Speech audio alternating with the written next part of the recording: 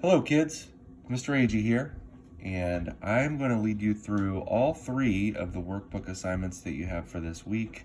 It's pretty straightforward. We're dealing with the same concept that we've dealt with last week and several times throughout this home learning experience. We are reading about time and sequence, especially today, Tuesday, May 19th, and tomorrow, Wednesday, May 20th. It kind of shifts gears a little bit, although we are still focused on sequencing. The first two assignments are really focused in on this learning target. Using time and sequence using time and sequence words will help you understand how events in history are connected. So today's assignment on Tuesday, May 19th, is in the genre of biography, which means it's a story about someone's life. Bio means life, graphy means to write.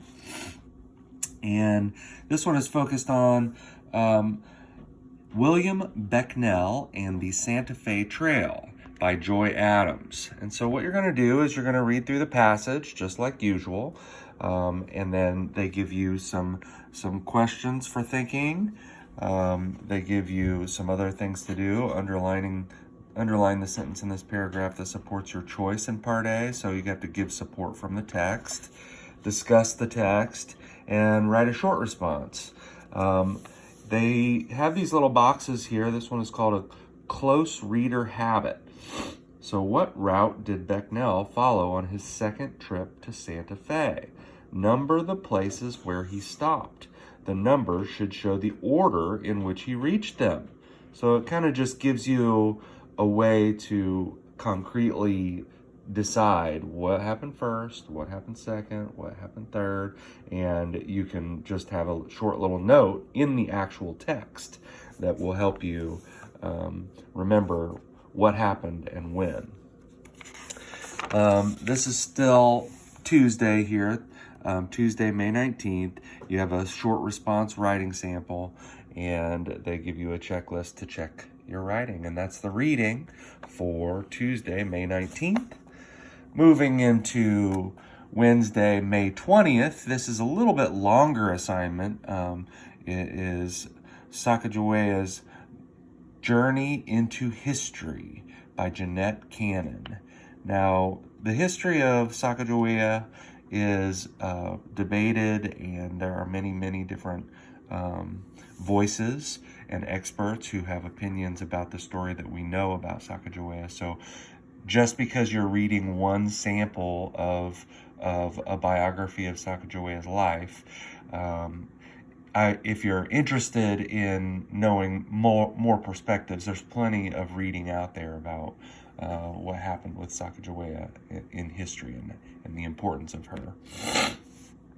They give you a little words to know as you read. Look inside, around, and beyond these words to figure out what they mean. That means using context clues, the words around. So expedition, fellow, and gap. And you can see here she's on one of the dollar coins that is minted in the United States.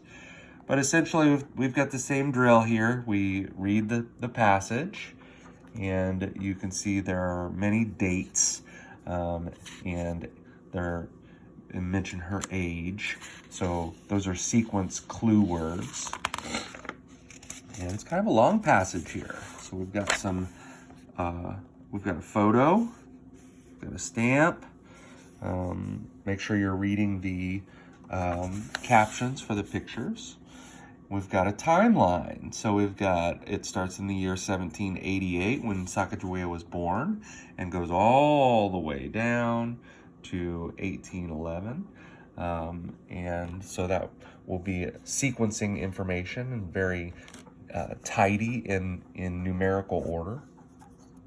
And then finally get to the work that you have to do. You've got some multiple choice questions and a short answer, and they've got you doing a little matching activity for the order, sequencing the order of events, and answering a couple more questions. And then a longer writing response, even though it still says short response. I mean, it's not even a full page.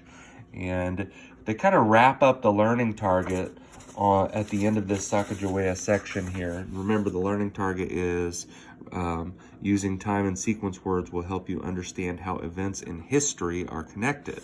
So that's what they're talking about here, and it asks you to explain how a clear sequence can help you understand the relationship between events. Don't overthink it. Give a simple explanation of how the sequencing can help you understand what happened in history. And Thursday's assignment is more of a how-to. Kind of goes off of that learning target about history. This is more about how to do something. And so the author, Greg Mission, is basically giving you instructions for how to build the perfect sandcastle. They give a list of tools and supplies, and then a step-by-step process for making a sandcastle.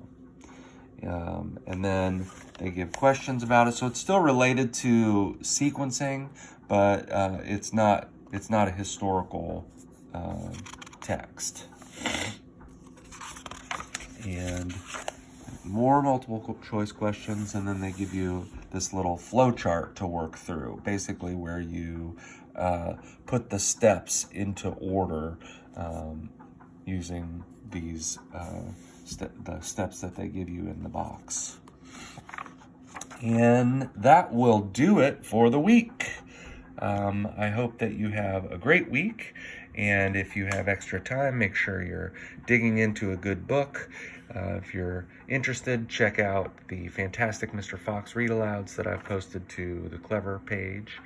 And good luck. As usual, if you have any problems whatsoever, give me a call or text or email, and I'll get back with you shortly.